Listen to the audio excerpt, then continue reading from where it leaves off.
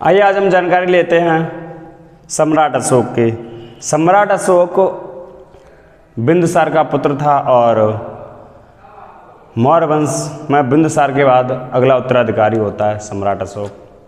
बिंदुसार चंद्रगुप्त मौर्य ने मौर्य वंश की स्थापना की। चंद्रगुप्त मौर्य का पुत्र अगला बिंदुसार उत्तराधिकारी होता है। बिंदुसार के बाद अगला उत्तराधिकारी सम्राट अशोक होता है। सम्राट अशोक के बाद अगला उत्तराधिकारी इसका पुत्र कुणाल होता है और कुणाल के बाद इसका अंतिम जो मौर्य वंश का शासक होता है वह होता है बृहद्रथ। बृहद्रथ के बाद बृहद्रथ को हराकर शुंग वंश की स्थापना होती है। बिंदुसार की मां का नाम था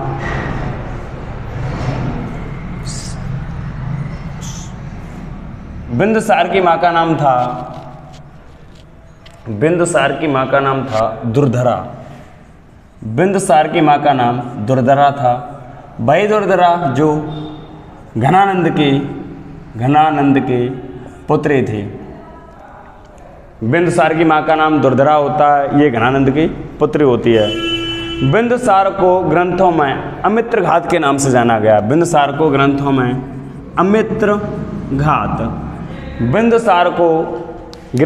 अमित्र घात के नाम से भी जाना जाता है और जैन ग्रंथों में बिंदुसार को सिंहसेन के नाम से जाना जाता है। बिंदुसार के कई प्रमाणों से पता चलता है कि ये पड़ोसी साम्राज्यों और राजाओं से काफ़ी घने रिश्ते रखता था। जैसे सीरिया का शासक था एंटियोकस। सीरिया का शासक एंटियोकस ने बिंदुसार के लिए सूखे अंजीर और मीठी मदिरा भेजी थी। वहीं मिस्र के राजा फराउ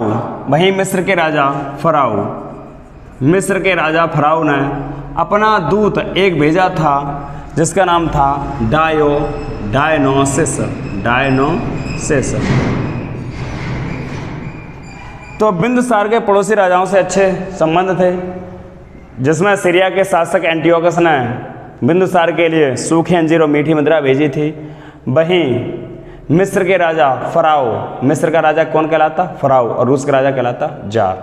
वहीं मिस्र के फराउ ने इनके दरबार में अपना राजदूत भेजा था जिसका नाम था डायनोसिस था। बिंदुसार ने कश्मीर में हुए विद्रोह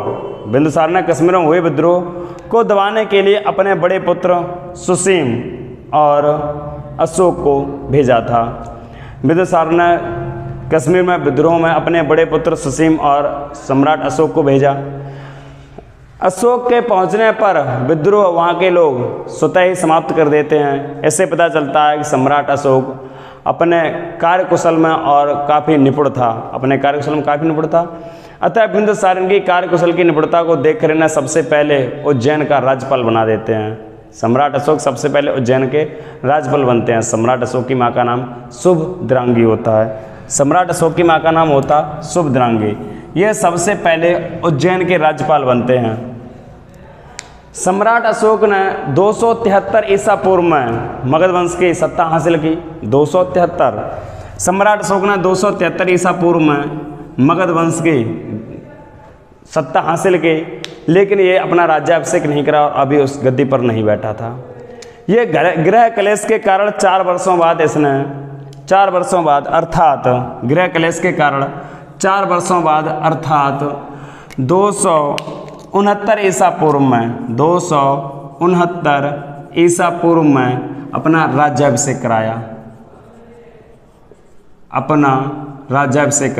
सम्राट अशोक ने 273 ईसा पूर्व में मगध वंश की सत्ता हासिल की और गृह क्लेश के कारण 269 ईसा पूर्व में इन्होंने अपना राज्याभिषेक कराया। गृह क्लेश में क्या था कि इसके 99 भाई थे। इनके 99 भाई थे जो उत्तराधिकार के लिए दावेदार थे। तो 4 वर्षों में अपने 99 भाइयों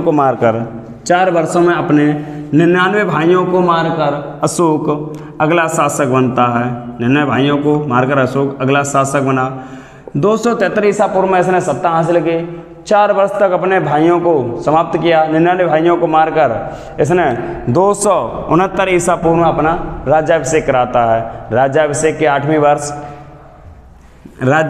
के 8वें वर्ष अर्थात 261 ईसा पूर्व में इसने कलिंग का युद्ध लड़ा। 261 ईसा पूर्व में कलिंग का युद्ध लड़ा, उसमें कलिंग के शासक 261 ईसा पूर्व में कलिंग का युद्ध लड़ा, उसमें कलिंग के शासक, अच्छा बात करी जाए तो कलिंग के शासक के कहीं स्पष्ट प्रमाण नहीं है कि यहाँ पर कौन था। कभी कभी बताया जाता है अनंत पद्मनाभन थे। जिस समय सम्राट अशोक ने कलिंग का युद्ध लड़ा था उसमें कलिंग के शासक अनंत पद्मनाभन थे। कलिंग के शासक अनंत पद्मनाभन थे। कहीं की प्रमाण मिलता है उसमें कलिंग के शासक राजा खारवेल था। राजा खारवेल जो था ये जैन धर्म का अनुयायी था, जैन धर्म का अनुयायी था और इसके वंश का नाम था चेद वंश। राजा खारवेल चेद वंश का था। जब सम्राट अशोक ने 261 ईसा पूर्व में कलिंग पर चढ़ाई करी और कलिंग को विजय प्राप्त कर दी, उस समय भीषण नर संहार हुआ था। नर संहार का मतलब सभी पुरुष नर वर्ग के व्यक्ति जो थे सब मार दिए थे। सभी पुरुष वर्ग के व्यक्ति मार देते हैं, अर्थात बच्चे से लेकर बुढ़े तक, बच्चे जवान बुढ़ा सब मार दिए जाते हैं। जब सब बच्चे बुढ़े जवान जब सब मार दिए जाते हैं तो एक बौद्ध भिक्षु होता है जिसका नाम होता है उपगुप्त।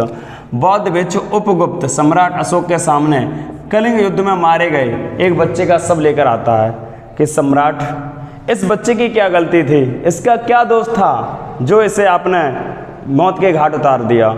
एक बुढ़िया अपने बुढ़े को लेकर आती है, सम्राट अशोक इस बुढ़े की क्या गलती थी, मेरे घर में एक ही व्यक्ति कमाने वाला था जिसे आपने मरवा दिया, इसका कोई दोष नहीं था। तो इस तरीके से काफ़ी महिलाएं जो विधवा हो चुकी होती थीं वह अपने अपने पतियों की लाश लेकर उसके सम्राट अशोक के सामने आती थीं और कहती थी बताओ इनका क्या दोष था, तुम्हारा जो युद्ध था वो राजा के साथ था, यहाँ की जनता को क्यों मारा गया। ये सब देखकर सम्राट अशोक बहुत चिंतित होते हैं और इनका हृदय प्रभावित हो जाता है। सम्राट अशोक का हृदय प्रभावित हो जाता है और परिवर्तित भी हो जाता है। सम्राट अशोक काफ़ी चिंतित रहते हैं और ये अस्त्र शस्त्र त्याग कर सम्राट अशोक अस्त्र शस्त्र त्याग कर और बौद्ध शिक्षा ग्रहण करते हैं। अस्त्र शस्त्र त्याग कर बौद्ध शिक्षा ग्रहण करते हैं। बौद्ध शिक्षा ग्रहण करने के लिए इसका भतीजा होता है निग्रोथ। बौद्ध शिक्षा को ग्रहण करने के लिए इनका भतीजा निग्रोथ इन्हें प्रेरित करता है। निग्रोथ की प्रेरणा पाकर या निग्रोथ से ये प्रेरित होकर ये बौद्ध शिक्षा ग्रहण करने के लिए एक बौद्ध भिक्षु को अपना गुरु बनाते हैं जिसका नाम होता है उपगुप्त। ये बौद्ध भिक्षु उपगुप्त को अपना गुरु बनाते हैं। सम्राट अशोक बौद्ध धर्म स्वीकार करते हैं।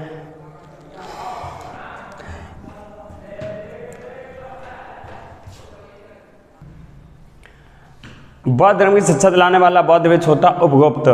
बौद्ध शिक्षा ग्रहण करने के बाद ये अपनी कुछ नीतियों को शिलालेखों में और स्तंभ लेखों में लिखवाते हैं।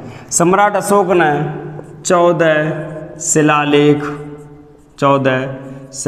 व 7 स्तंभ लेख लिखवाए। सम्राट अशोक ने 14 शिलालेख व 7 स्तंभ लेख लिखवाए।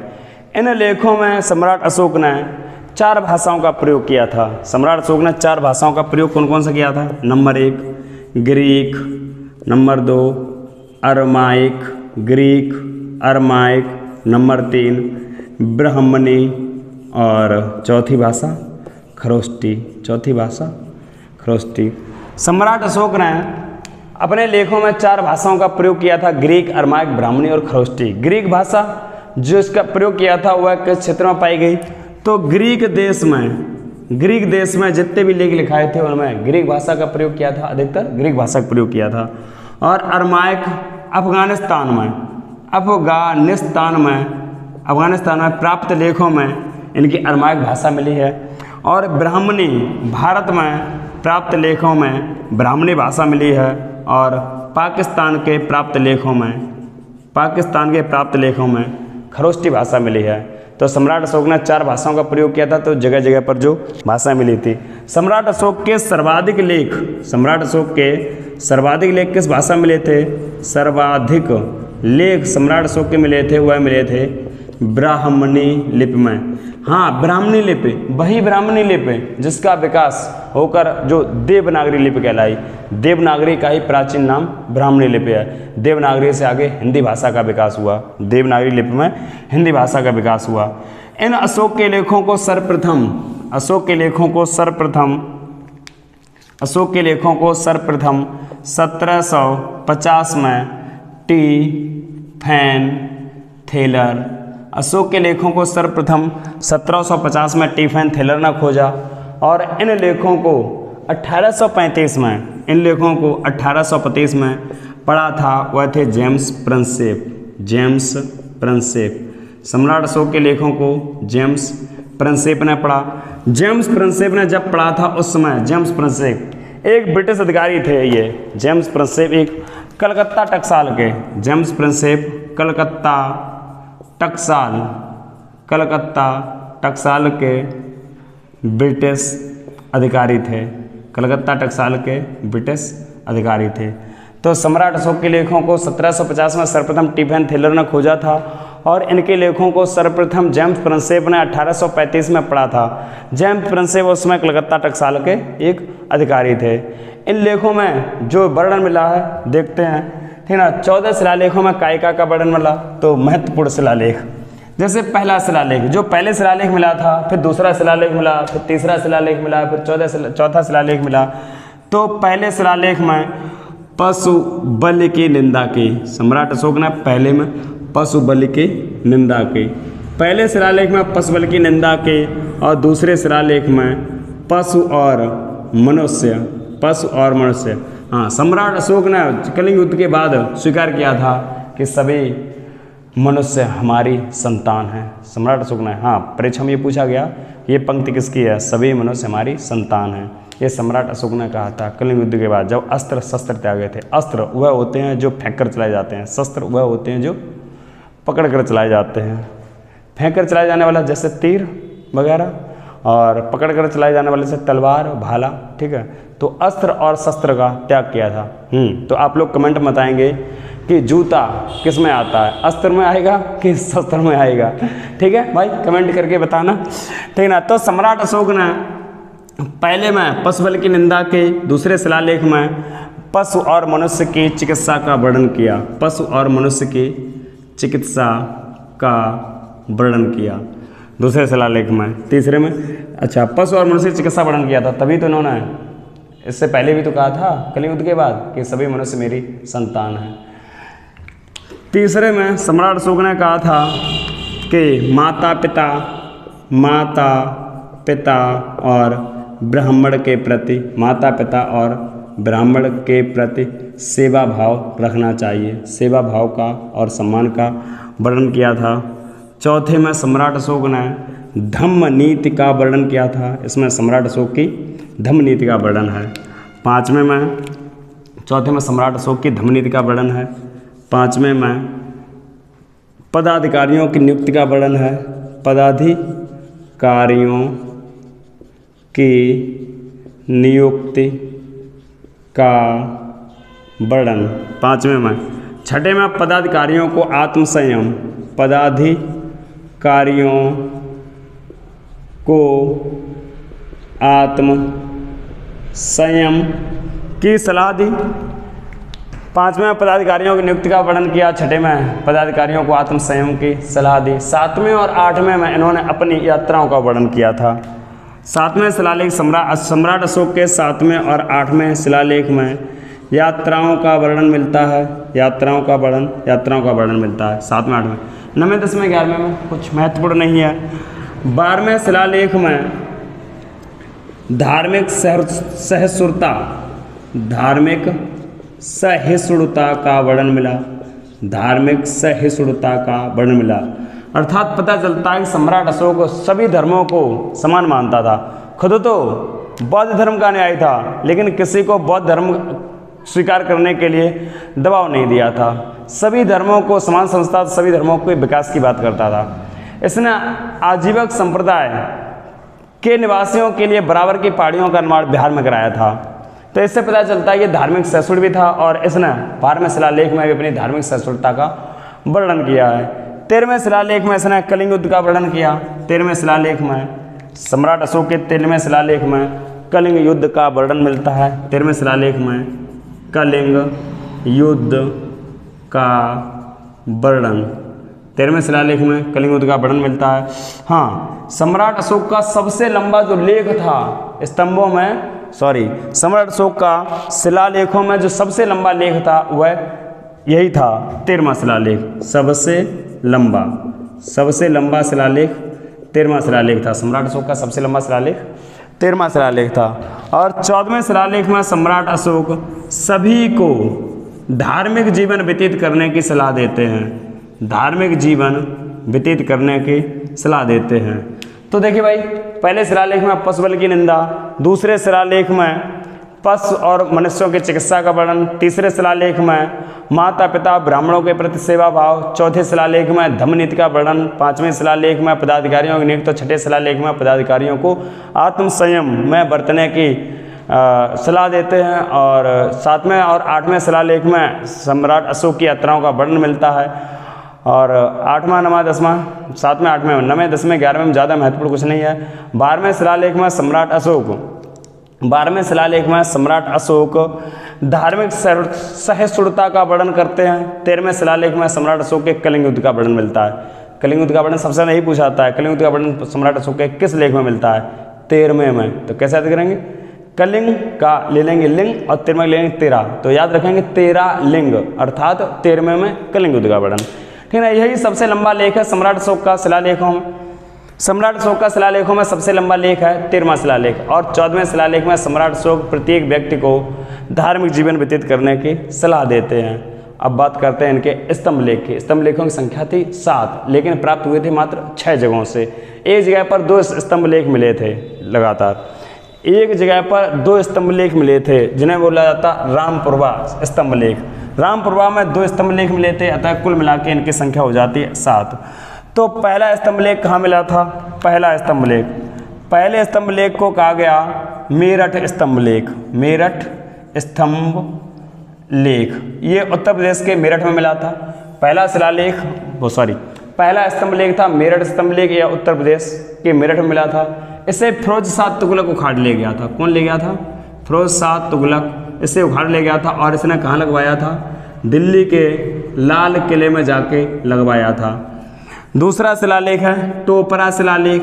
टोपरा शिलालेख ये कहाँ से प्राप्त हुआ था?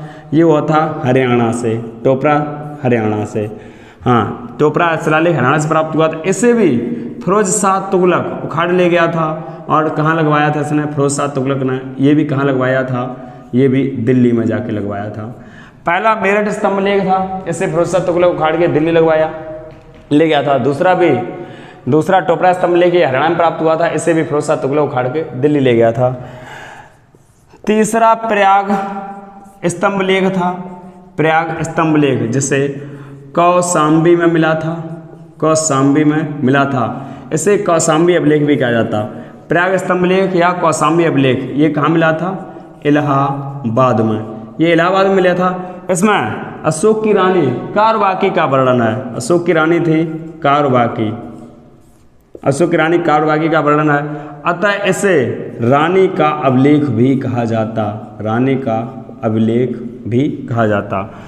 प्रयाग स्तंभ लेख कौशाम्बी में मिला था इलाहाबाद में। इसमें रानी कारवाकी का वर्णन है, इसलिए कौशाम्बी अभिलेख को या प्रयाग स्तंभ लेख को रानी का अभिलेख भी कहा गया। चौथा लौरिया नंदनगढ़ स्तंभ लेख। लौरिया नंदनगढ़ स्तंभ लेख यह चंपारण बिहार से मिला था। लौरिया नंदनगढ़ चंपारण बिहार से मिला था लौरिया नंदनगढ़। इसी स्तंभ लेख में मयूर की आकृति अंकित मिलती है। मयूर की आकृति अंत तक मिलती है। इससे पता चलता है कि मौर्य वंश का राजकीय पशु, मौर्य वंश का राजकीय पक्षी कौन था? मोर था। क्योंकि मोर को इतना महत्व दिया था, जो एक स्तंभ में गिने चुने 7 स्तंभ थे, उसमें भी एक में मोर का चित्र अंकित कराया था। इससे पता चलता है इनका राजकीय पक्षी मयूर था। ठीक है, तो लौरिया नंदनगढ़ स्तंभ लेख चंपारण बिहार से मिलता है। इसमें एक मिलता लौरिया अरेराज, 5वां लौरिया अरेराज स्तंभ लेख। और छठा रामपुरवा स्तंभ लेख। बताया था स्तंभ कुल मिले तो 6 जगहों पर हैं, लेकिन इनकी संख्या कुल 7 थी। रामपुरवा में कुल 2 स्तंभ मिले थे। रामपुरवा में कुल 2 स्तंभ मिले थे, ठीक ना। एक स्तंभ था लेख युक्त, एक स्तंभ था रामपुरवा में, एक स्तंभ था लेख युक्त और दूसरा था लेख विहीन। जो लेख युक्त स्तंभ था इसमें एक सिंह की आकृति थी, और जो लेख विहीन था इसमें लिखा कुछ नहीं था, केवल एक चित्र था। जो चित्र था उसका वृषभ का, बैल का। अर्थात जो लेख युक्त वाला रामपुरवा का ये भी बिहार चंपारण से ही मिला था। रामपुरवा लौरिया नंदनगढ़ का भी बिहार चंपारण से, लौरिया अरेराज भी बिहार से, और रामपुरवा ये बिहार का रामपुरवा ये भी बिहार चंपारण से प्राप्त हुए थे। रामपुरवा में 2 लेख प्राप्त हुए थे, एक लेख युक्त था, एक लेख विहीन था। जो लेख युक्त था उसमें सिंह की आकृति निर्मित थी, और जो लेख विहीन था उसमें एक वृषभ बैल की आकृति निर्मित थी। सिंह के लेख वाला स्तंभ ये उठाकर भारत सरकार द्वारा राष्ट्रपति भवन में लगवा दिया गया, वर्तमान में दिल्ली में लगा हुआ है। अच्छा, एक सम्राट अशोक को कई नामों से भी जाना गया। सम्राट अशोक को देव ग्रंथों में देव नाम प्रिय से भी जाना गया, प्रियदर्शी के नाम से भी जाना गया, प्रियदर्शी, और इन्हें रुम्नदेयी के नाम से भी जाना गया, रुम्नदेयी। इनका एक लघु स्तंभ लेख मिला था, लघु स्तंभ लेख। इनका एक लघु स्तंभ लेख मिला था, ये मिला था लुम्बिनी में। यहाँ पर लुम्बिनी का जो लघु स्तंभ लेख मिला था, यहाँ पर महात्मा बुद्ध के जन्म का प्रमाण इसमें उत्तीर्ण कराया था। लुम्बिनी स्तंभ लेख से पता चलता है कि महात्मा बुद्ध का जन्म लुम्बिनी में हुआ था।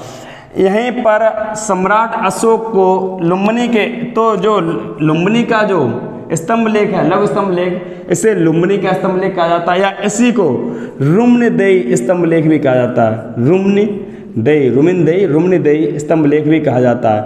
रुम्नदेयी कौन थी? रुम्नदेयी भी अशोक का ही नाम कहा जाता है। यहाँ पर रुम्नदेयी के नाम से अशोक को पहचाना गया। यहाँ पर महात्मा बुद्ध के उपासकों और महात्मा बुद्ध के क्षेत्र में रहने वाले लोगों के लिए इन्होंने टैक्स को मुक्त कर दिया था। इससे पता चलता था कि मौर्य वंश में टैक्स व्यवस्था भी थी, कर प्रणाली भी थी सम्राट अशोक के समय। रुम्नदेयी का स्तंभ मिलता है। एक इनका लघु स्तंभ मिलता है सारनाथ का। सम्राट अशोक का एक लघु स्तंभ मिला है उत्तर प्रदेश सारनाथ में, उत्तर प्रदेश के सारनाथ में जो स्तंभ लेख मिला है, इसमें 4 शेर दृढ़ता से बैठे हुए हैं, चारों तरफ से 4 शेर दृढ़ता से बैठे हुए हैं। उसके निचले पटल में 4 चक्र बने हुए हैं, 4 चक्र निचले पटल में 4 चक्र बने हुए हैं। चारों चक्रों के बीच एक एक पशु बना हुआ है, अर्थात 4 पशु बने हुए हैं। 4 चक्रों के बीच जो 4 पशु बने हुए कौन कौन से बने हम याद रखेंगे। हेलो, हाथ से हॉर्स अर्थात घोड़ा। अशोक के सारनाथ के सिंह स्तंभ में 4 तो शेर दृढ़ता से बैठे हुए बने हैं, और उसके नीचे निचले फलक पर या निचले पटल पर 4 जानवर और बने हैं। 4 जानवर कौन कौन से बने हैं, जैसे हम याद रखेंगे हेलो से घोड़ा, और एलिफेंट मतलब हाथी, और एल से मतलब लॉयन अर्थात सिंह।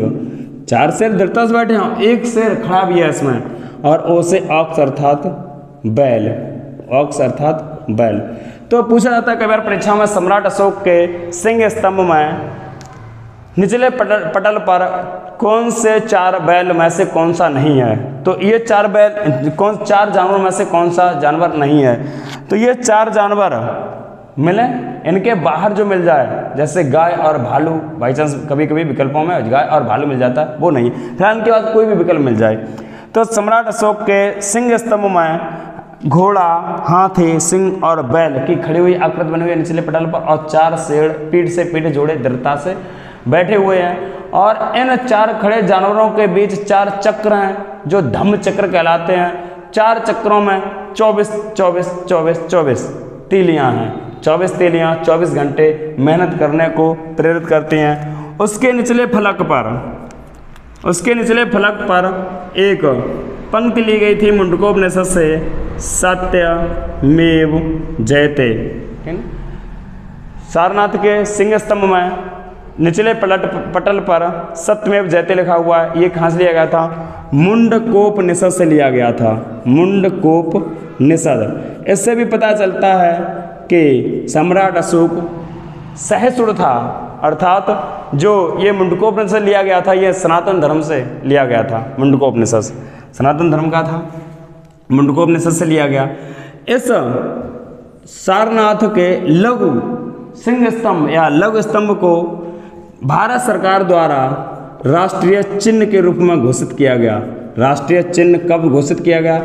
तो सारनाथ के सिंह स्तंभ को भारत सरकार का राष्ट्रीय चिन्ह जो घोषित किया गया वह किया गया 26 जनवरी और 1950 को किया गया। 26 जनवरी 1950 को किया गया। अच्छा, सम्राट अशोक के बारे में बाकी जानकारी अगले वीडियो में लेते हैं आप।